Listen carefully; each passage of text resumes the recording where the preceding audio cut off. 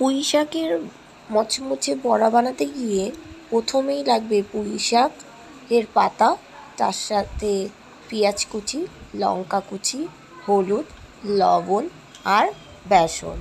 এই সমস্ত উপকরণ একসঙ্গে মিশিয়ে নিয়ে ভালো করে চটকে দিলে হালকা একটু জলের প্রয়োজন হবে। জল দিয়ে মণ্ড তৈরি করতে হবে।